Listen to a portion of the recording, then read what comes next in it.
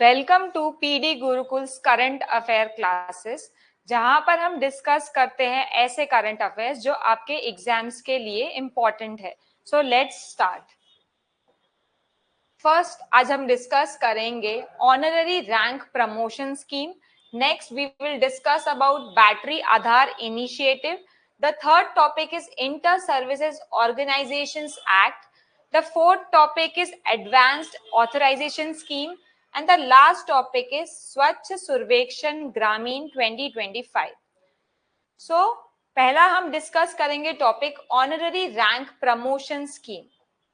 Recently ministry of home affairs ने ये decide किया है कि जो सीएपीएफ एंड आसाम राइफल्स के कांस्टेबल से लेके सब इंस्पेक्टर्स, ऑफिसर्स रैंक के नहीं, बट जो लोअर रैंक वाले हैं कांस्टेबल से लेके सब इंस्पेक्टर को during their retirement time promotion दिया जाएगा। यदि वो एक कांस्टेबल है तो उनको हेड कांस्टेबल बना दिया जाएगा, और अगर वो सब इंस्पेक्टर है तो उनको इंस्पेक्टर बना दिया जाएगा। इस पर्टिकुलर स्कीम को स्टार्ट किया है मिनिस्ट्री ऑफ होम अफेयर्स ने under the leadership of union home minister Amit Shah. किसको दिया जाएगा? जो personal central armed police forces के होंगे एंड आसाम राइफल्स के होंगे। नेक्स्ट इस पर्टिकुलर स्कीम की ये ऑब्जेक्टिव है कि जो भी हमारे सीएपीएफ के पर्सनल थे उनका मोराल को बूस्ट किया जाए, क्योंकि उन्होंने इतने साल तक अपनी सर्विस दी है हमारे लिए, हमारी कंट्री के लिए, तो उसके लिए ये प्रमोशन दिया जाता है। नेक्स्ट इज उनको ऑनर करना है। किस लिए? उनकी जो लॉन्ग टर्म सर्विस है उसके लिए। नेक्स्ट हम बात करते हैं कि उन्होंने जो भी अपना डेडिकेशन दिया था फॉर दिस सर्विस, उसके लिए ये जो हम प्रमोशन दे रहे हैं ये सिर्फ और सिर्फ हम कह सकते हैं कि एक सिंबॉलिक प्रमोशन है, बट इसके थ्रू उनका पूरा मोराल बढ़ता है। उनको ये लगता है कि इतने साल तक उन्होंने जो हमारी कंट्री के लिए योगदान दिया है उसके लिए उनको इस सम्मान के साथ नवाजा जा रहा है। नेक्स्ट, अगर बात करें की फीचर्स की, तो जैसा बताया मिनिस्ट्री ऑफ होम अफेयर्स है और ये किस पे अप्लाई होगा? सारे के सारे एलिजिबल सीएपीएफ और आसाम राइफल्स के पर्सनल जिनका रैंक है below officer rank. Officer rank को ये प्रमोशन नहीं मिलेगा, ये मिलेगा कांस्टेबल से लेके सब इंस्पेक्टर तक को। इसके लिए जो टाइमिंग है वो है रिटायरमेंट के दिन पर। जिस दिन रिटायरमेंट होगा उस आखिरी दिन पे उनको ये प्रमोशन दिया जाएगा। ये प्रमोशन सिर्फ और सिर्फ उनके रैंक को बढ़ाएगा, बट इस प्रमोशन से उनकी पेंशन वगैरह नहीं बढ़ेगी। यहाँ पर लिखा है उनको कोई भी फाइनेंशियल और पेंशन बेनिफिट्स नहीं मिलेगा। अगर बात करते हैं कैटेगरी कंस्ट्रेंट्स की, तो हम इसमें देख सकते हैं ये सिर्फ और सिर्फ तभी एप्लीकेबल होगा जब उस पर्टिकुलर ऑर्गेनाइजेशन में एक rank to be granted exist within the services organisational structure. जब सर्विसेज के ऑर्गेनाइजेशनल स्ट्रक्चर में जब वो रैंक मेंशन होगा उससे ऊपर ही उनको वो रैंक दिया जाएगा। इस पर्टिकुलर स्कीम के थ्रू उनकी सीनियरिटी नहीं बढ़ेगी, उनका सिर्फ और सिर्फ प्रमोशन होगा, सिर्फ और सिर्फ उनका रैंक बढ़ेगा। उसका ना कोई फाइनेंशियली कोई उनको बेनिफिट होने वाला है, ना उनका पेंशन बढ़ने वाला है, और ना ही उनकी सीनियरिटी इसके थ्रू बढ़ेगी। सिर्फ और सिर्फ उनका रैंक बढ़ेगा, उनको एक ऑनर दिया जा रहा है जिसकी वजह से उनका एक प्राइड बढ़ेगा एंड हमारा उनके टुवर्ड्स रिस्पेक्ट बढ़ेगा। नेक्स्ट हम बात करते हैं कि इसका क्या एलिजिबिलिटी क्राइटेरिया है। सभी के सभी सीएपीएफ के जो पर्सनल है या आसाम राइफल्स के जो पर्सनल है उनको एक क्राइटेरिया फुलफिल करना पड़ेगा, तभी उनको जो है वो प्रमोशन उनके आखिरी दिन पे दिया जाएगा रिटायरमेंट के। तो बात करें क्या है ये सब क्राइटेरिया। सबसे पहले कि उनको फॉलो करना है, एक उनका होना चाहिए क्लीन रिकॉर्ड। उनका एक क्लीन रिकॉर्ड होना चाहिए जिसमें उनके खिलाफ कोई भी मेजर डिसिप्लिनरी एक्शन ना लिया गया हो पिछले 5 साल में। नेक्स्ट हम बात करेंगे जो क्राइटेरिया है कि उनका जो एनुअल परफॉर्मेंस अप्रेजल रिपोर्ट जो होगा उसमें उनको कम से कम एक गुड जो है उनके रिपोर्ट में होना चाहिए।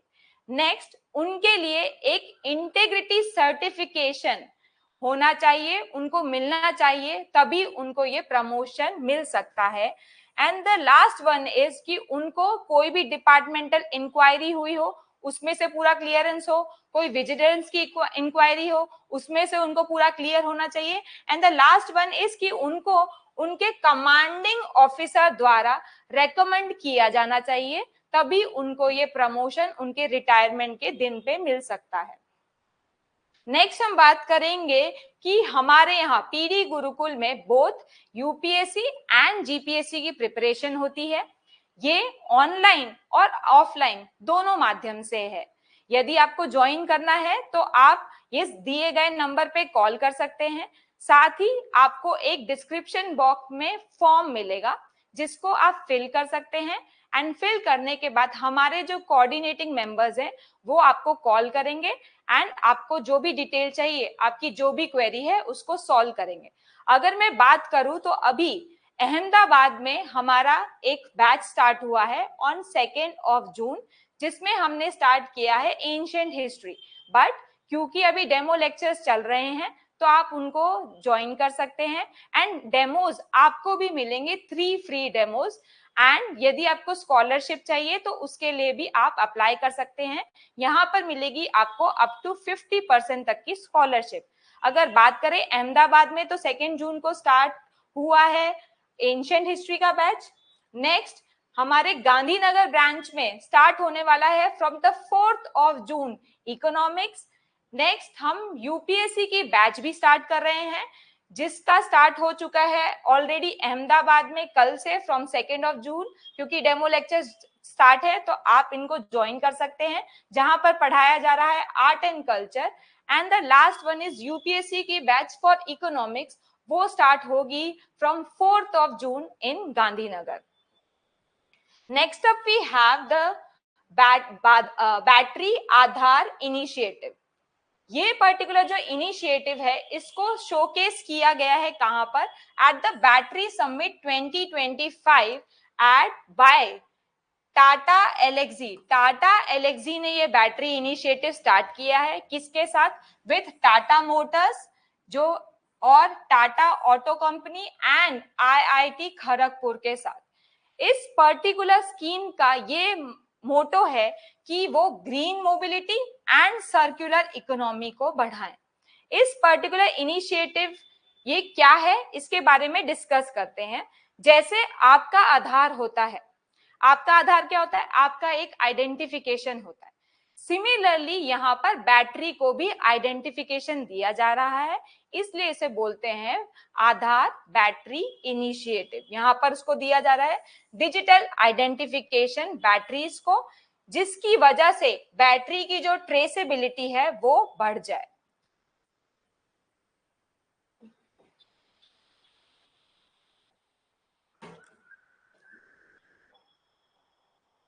नेक्स्ट है ये डेवलप किया गया है बाय टाटा एलेक्सी, जिनका जो प्लेटफॉर्म है उसका नाम है Mobius plus platform with Tata Motors and IIT Kharagpur.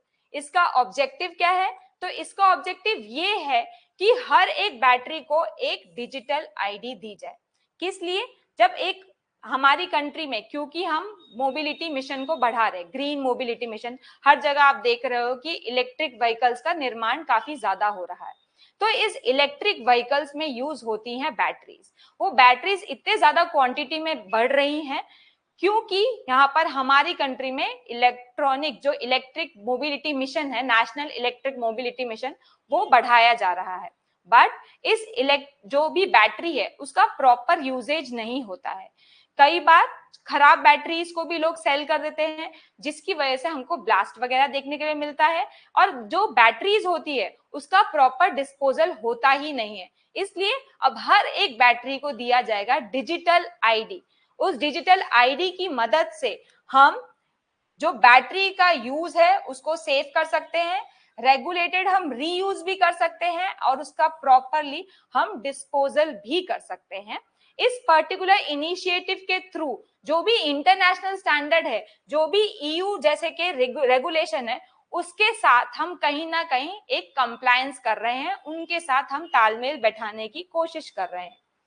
Next हम बात करें तो की फीचर्स क्या है, इसमें यूज हो रहा है ब्लॉकचेन टेक्नोलॉजी। ब्लॉकचेन टेक्नोलॉजी का मतलब है एक डिसेंट्रलाइज्ड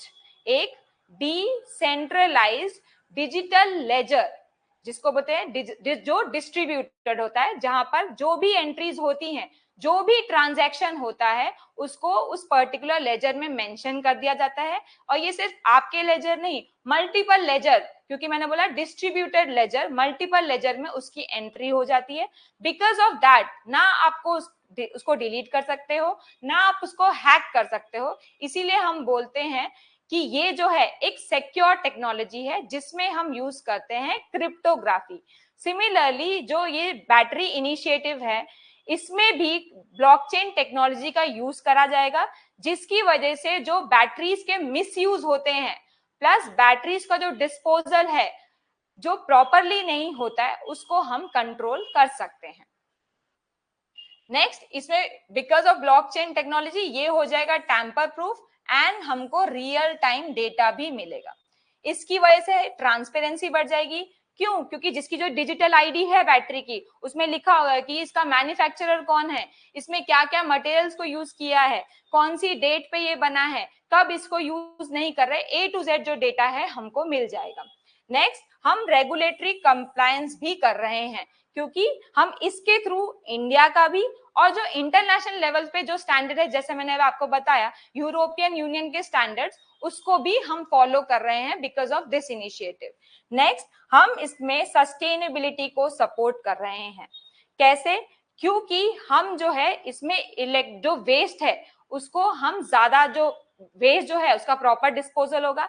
नेक्स्ट हम एक्सेसिव अमाउंट में बैटरीज को यूज नहीं करेंगे, जिसकी वजह से क्या होता है, कई बार हम जो फ्यूल यूज करते हैं, जो हम डीजल यूज करते हैं, पेट्रोल यूज करते हैं, उसकी जगह पे हम यूज करने वाले हैं अब ये बैटरीज। बिकॉज ऑफ दैट क्या होगा, जो ग्रीन हाउस गैसेस का एमिशन होता है वो कम हो जाएगा, जिसकी वजह से हम एनवायरमेंट को प्रोटेक्ट कर सकते हैं। प्लस हम इसमें क्या लोगों को मोटिवेट कर रहे हैं कि ग्रीन मोबिलिटी को फॉलो करें।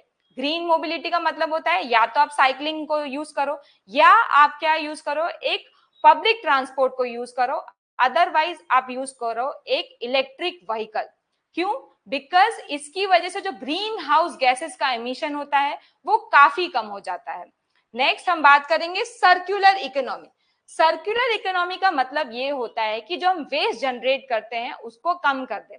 कैसे कर सकते हैं हम कम? जैसे मान लो कोई बैटरी पुरानी है, उसमें अगर थोड़ा बहुत हम माइनर चेंजेस करके उसको रिपेयर कर सकें एंड उसको यूज करें तो वो बहुत अच्छा है। प्लस हम उसको रीयूज कर सकें एंड रिसाइकल करें, जिसकी वजह से क्या होगा कि जो वेस्ट है वो कम प्रोड्यूस होगा और एनवायरनमेंट को कम अफेक्ट होगा, एंड इसकी वजह से हम सस्टेनेबिलिटी को अचीव कर सकते हैं। नेक्स्ट हम बात करते हैं इस पर्टिकुलर इनिशिएटिव का क्या सिग्निफिकेंस है।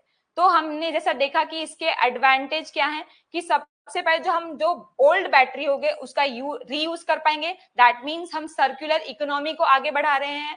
और प्लस हम चाहेंगे कि ईवी में, इलेक्ट्रिक व्हीकल्स में इसके थ्रू सेफ्टी इंक्रीज हो जाए।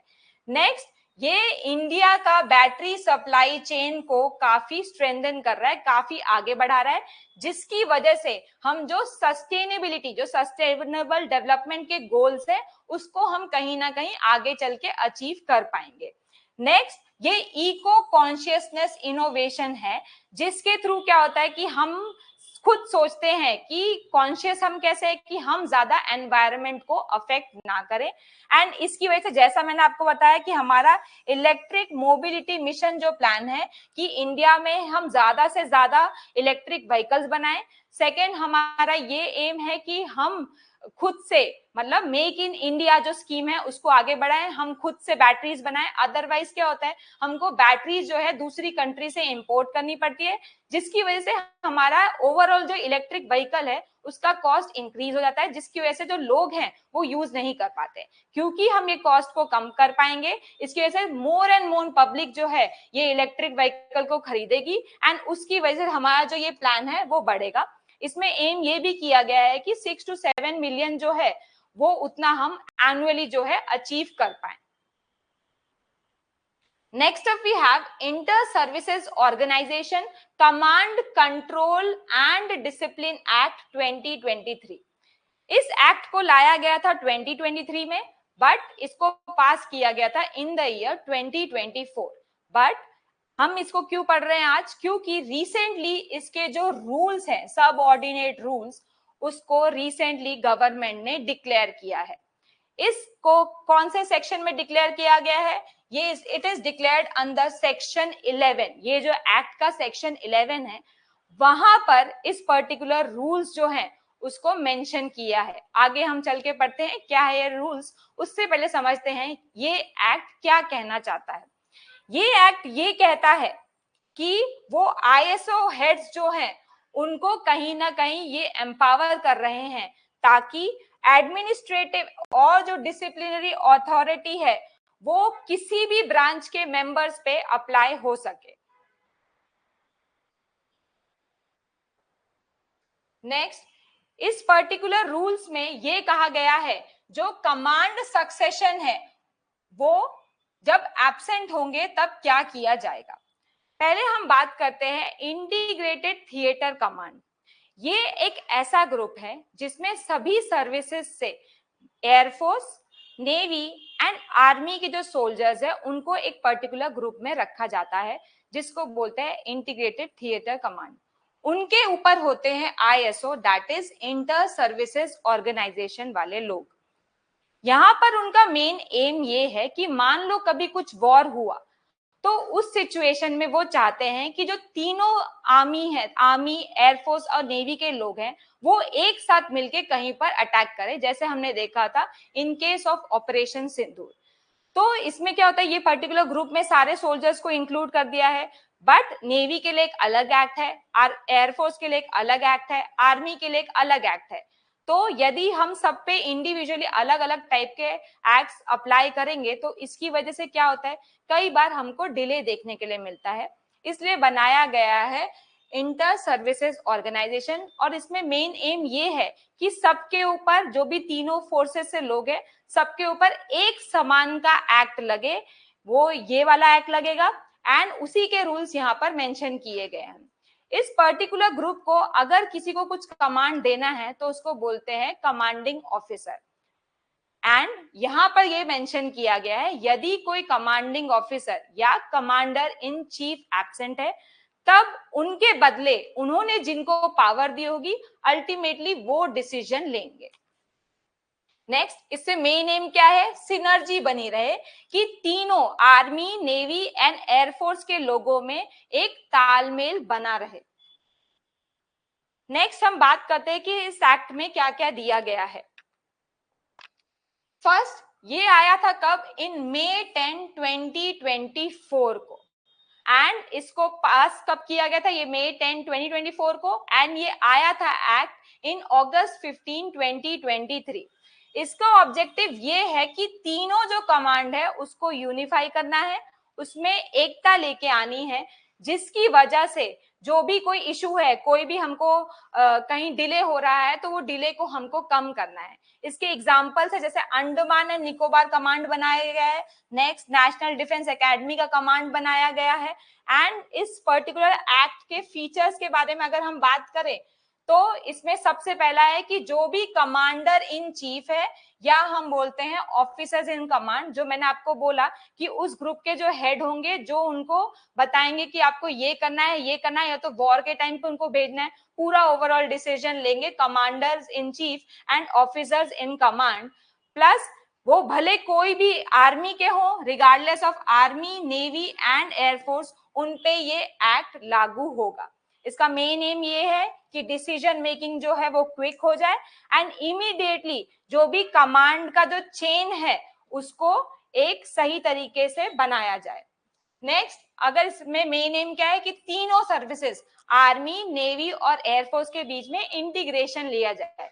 प्लस ये वो भी मानता है कि जो पहले एग्जिस्टिंग आईसीओ है उनको एक प्रॉपर लीगल फ्रेमवर्क दिया जाए कि आपको इस हिसाब से काम करना है, जिसकी वजह से ये जो ओवरऑल इंटीग्रेशन है वो आगे बढ़ जाए। प्लस हमारा जॉइंटनेस ये इंक्रीज करना चाहते हैं, जिसकी वजह से प्लानिंग जो है, प्लानिंग और एग्जीक्यूशन जो तीनों फोर्स में है वो आगे बढ़ जाए।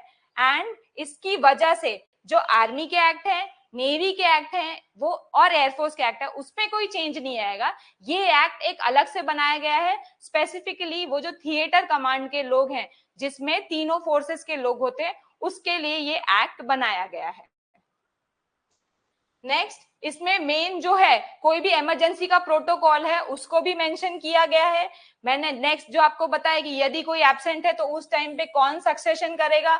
नेक्स्ट, जो भी एडमिनिस्ट्रेटिव एफिशिएंसी है कि मान लो कभी जो नेवी वाला है, कोई जो सोल्जर है उस पर मान लो कोई डिसिप्लिनरी एक्शन लेना है तो नेवी एक्शन नहीं लेगी, एक्शन कौन लेगा, आईएसओ एक्शन लेंगे। यदि नेवी लेगी तो उसकी वजह से क्या होगा, डिले और बढ़ता जाएगा और बढ़ता जाएगा।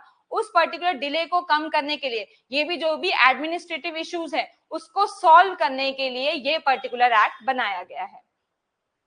Next up we have advanced authorisation scheme. Recently इस स्कीम में ये कहा गया है कि जो भी एक्सपोर्टर्स जो ड्यूटी फ्री बेनिफिट लेना चाहते हैं उनके लिए कुछ रूल्स को ईज अप कर दिया है, उस रूल्स को ईज कर दिया है कि अगर उनके पास लाइसेंस ना हो तो भी वो एक्सपोर्ट कर सकते हैं, आराम से एक्सपोर्टर जो है एक्सपोर्ट कर सकते हैं। लेकिन जो बिल ऑफ एंट्री है वो उनको जब लाइसेंस मिलेगा एडवांस ऑथराइजेशन का तभी वो एक्सपोर्ट कर सकते हैं। हम इसके बारे में डिटेल में पढ़ते हैं। सबसे पहले क्या है ये एडवांस्ड ऑथराइजेशन स्कीम। इस एडवांस्ड ऑथराइजेशन स्कीम में ये है कि यदि कोई जो इंडिया का एक्सपोर्टर है कुछ एक्सपोर्ट करना चाहता है, उसके लिए पहले जो मान लो कि हम एक बात करते हैं एक शू की, लेदर शूज है, उसमें लेस जो है लेस चाहिए होता है, ग्लू चाहिए होता है, प्लस उसका सोल चाहिए होगा, प्लस जो ओवरऑल हम मान लो कि लेदर का शूज है तो उसका लेदर का हाइट चाहिए होता है। ये सब चीजों को बोला जाता है इनपुट्स। इस इनपुट को अगर जो हमारा एक्सपोर्टर है वो दूसरी कंट्री से इंपोर्ट करता है एंड उसको पूरा पूरा यूज करता है किसमें, हमारे ये एक्सपोर्टेड प्रोडक्ट मतलब एक पूरे शूज में, तब वो जो इंपोर्ट कर रहे हैं जो भी इनपुट्स जो हैं उस पे कोई भी ड्यूटी नहीं लगेगी। क्यों ड्यूटी नहीं लगेगी? क्योंकि हमारी गवर्नमेंट चाहती है कि जो ओवरऑल प्रोडक्ट है उसका कॉस्ट कम हो जाए। कॉस्ट कम होने से उसकी डिमांड बढ़ जाएगी, ना ही हमारी कंट्री में, सारी कंट्रीज में बढ़ जाएगी, जिसकी वजह से इंडिया जो है वो ज्यादा से ज्यादा फॉरेन एक्सचेंज कर पाएगा, ज्यादा से ज्यादा एक्सपोर्ट कर पाएगा। नेक्स्ट, तो इसमें ये हमने अभी जो डिस्कस किया तो इसमें फर्स्ट लाइन क्या थी, इसमें लिखा गया था कि जो भी एक्सपोर्टर्स हैं जब तक उनको लाइसेंस नहीं मिलता, तो उनको क्या लिखा गया था कि जब तक उनको लाइसेंस नहीं मिलता तो वो एक्सपोर्ट कर सकते हैं। उन्होंने जो प्रोडक्ट बनाया, मान लो शू बनाया, तो उसके लिए वो एक्सपोर्ट कर सकते हैं। लेकिन जब उनको इंपोर्ट आता है, इंपोर्ट आएगा तब उनको एक एंट्री करनी होती है कस्टम ऑफिसर के पास, जिसको बोलते हैं बिल ऑफ एंट्री। एंट्री मतलब कि उस पर्टिकुलर प्रोडक्ट की एंट्री हुई है हमारी कंट्री में, तो उसके लिए बिल ऑफ एंट्री जो है उसको पूरा फाइल करना होता है। यहाँ पर लिखा गया है कि जब आपको लाइसेंस जब तक नहीं है तो आराम से आपको एक्सपोर्ट करना है तो आप कर सकते हैं, लेकिन आप बिल ऑफ एंट्री तभी फाइल करेंगे जब आपका जो प्रोडक्ट है जो आप इंपोर्ट करना चाहते हैं उससे पहले आपको लाइसेंस मिल जाए। पहले ऐसा नहीं था, जिसकी वजह से काफी हमको डिले देखने के लिए मिलता है, लेकिन अभी रिसेंटली हमको ये जो है ईज अप किया है रूल्स। नेक्स्ट, इसके लिए कौन है जिम्मेदार, तो इसके लिए it is administered by DGFT which is directorate general of foreign trade. वो कौन सी मिनिस्ट्री में आते हैं? It comes under the ministry of commerce and industry. मैंने क्या बताया आपको कि इसका मेन एम क्या है, to reduce the input cost, input cost को रिड्यूस करना है ताकि हम ज्यादा अपने इंडियन गुड्स को बाहर एक्सपोर्ट कर पाए एंड एक ग्लोबल कॉम्पिटिटिव प्राइस पर लेके आए। अगर हम बात करेंगे स्कीम की, तो इस स्कीम में मेन है कि हमको ड्यूटी फ्री इंपोर्ट करना है। किसको इंपोर्ट करना है? इनपुट्स को। Import of raw material, raw material क्या है? एक इनपुट्स है। नेक्स्ट, हम जो प्रोडक्ट भेजेंगे बाहर एक्सपोर्ट, उसके ओवरऑल बाहर एक पैकेजिंग होती है, अगर यदि आप वो भी अगर इंपोर्ट करते तो उस पे भी ड्यूटी नहीं लगेगी। सिमिलरली फ्यूल पे नहीं लगेगी, ऑयल पे नहीं लगेगी। और कैटलिस्ट, कैटलिस्ट मतलब होता है जो पर्टिकुलर रिएक्शन को आगे बढ़ा पाए, ठीक है, तो उसको बोलते हैं कैटलिस्ट। तो वो सब कई बार जो लोग हैं वो बाहर से इंपोर्ट करते हैं, तो उन सब चीजों पे अब इनपुट जो ड्यूटी है वो नहीं लगेगी। नेक्स्ट जो है इसमें है स्टैंडर्ड इनपुट आउटपुट नॉर्म्स, जिसे शॉर्ट में बोला जाता है सियोन। इस पर्टिकुलर चीज को एक्सपोर्टर जो हैं उनको कंफर्म करना पड़ेगा। Let's understand what is SION. यदि कोई एक्सपोर्टर है, वो चाहता है कि वो 1000 जितनी शर्ट बनाए, तो गवर्नमेंट ने एक नॉर्म मेंशन किया है जिसे बोलते हैं सियोन, कि इतने प्रोडक्ट्स के लिए, जैसे मान लो 1000 शर्ट है तो आप 1001 मतलब थोड़ा एक्स्ट्रा उनको छूट दी जाती है कि आप 1100 चीज बाहर से ले सकते हैं।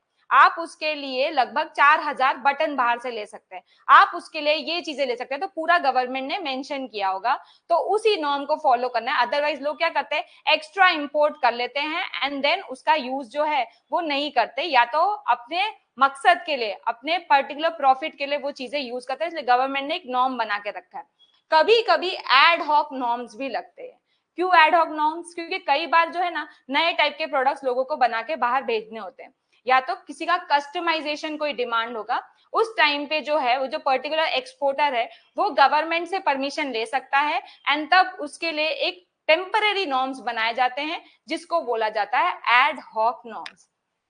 नेक्स्ट, इसके लिए कौन एलिजिबल है? तो इसके लिए मैन्युफैक्चरर है, देन एक्सपोर्टर्स है, प्लस जो मर्चेंट्स एक्सपोर्टर से रिलेटेड है, जो एक्सपोर्ट करेंगे उस प्रोडक्ट का, मर्चेंट एक्सपोर्टर्स, उन सबको ये पर्टिकुलर छूट मिलेगी।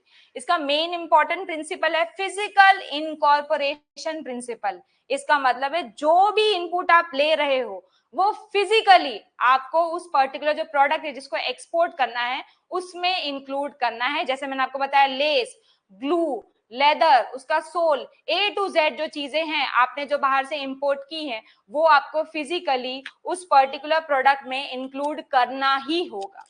नेक्स्ट, कुछ जो रिसेंट रिलैक्सेशन दिया है, मैंने जैसा आपको बताया कि प्रीवियस रूल ये था कि अगर आपको गुड्स को शिप करना है तब आपको एए लाइसेंस की जरूरत, that is advance authorisation licence की जरूरत पड़ेगी।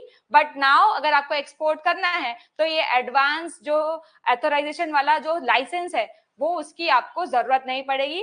सिर्फ और सिर्फ आपको जरूरत तब पड़ेगी जब आप कहीं से इंपोर्ट कर रहे हैं, बिल ऑफ एंट्री डाल रहे हैं, उससे पहले आपको वो लाइसेंस लेना मैंडेटरी है।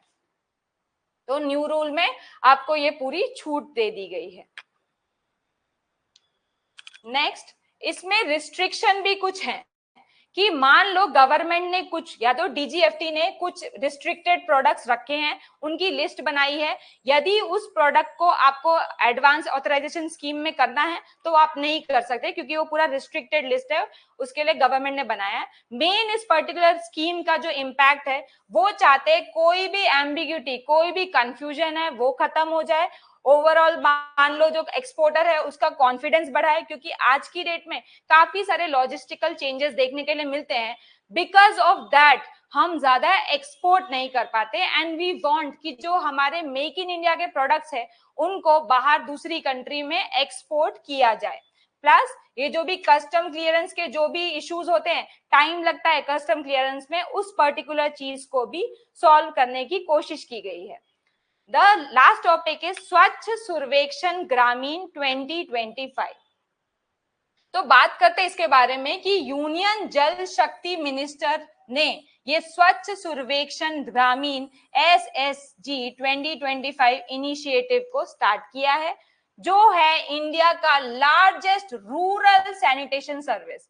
ये सर्वे ये सिर्फ और सिर्फ रूरल एरिया से ही रिलेटेड है।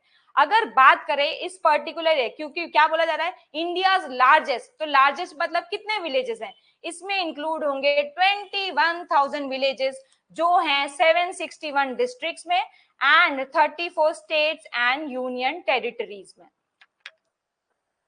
नेक्स्ट, इस पर्टिकुलर स्कीम जो है ये स्टार्ट कैसे किया गया है, इसको एंकर किया गया है, मतलब सपोर्ट मिला है विद द हेल्प ऑफ स्वच्छ भारत मिशन ग्रामीण फेज 2 एंड इसमें एसेस किया जाएगा ODF plus. ODF means open defecation, open defecation free वो लोग विलेजेस को चाहते हैं।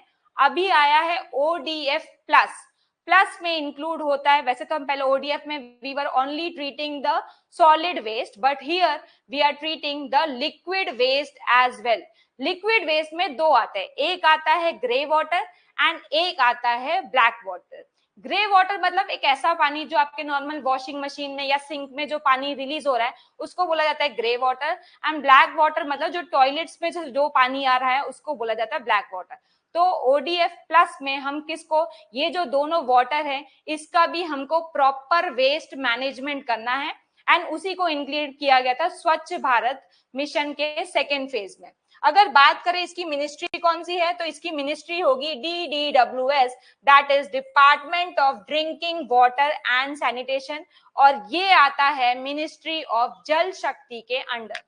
नेक्स्ट, ये एक इंडिपेंडेंट एजेंसी होगी, दैट मींस इनका किसी से भी कुछ लेना देना नहीं होगा, कभी भी ये किसी के टुवर्ड्स बायस नहीं रहेंगे एंड जो भी ये रिजल्ट लेके आएंगे, जो भी इन्होंने सर्वे किया होगा वो टोटली इम्पार्शियल होगा एंड फैक्चुअल होगा, फुली डेटा को चेक किया जाएगा।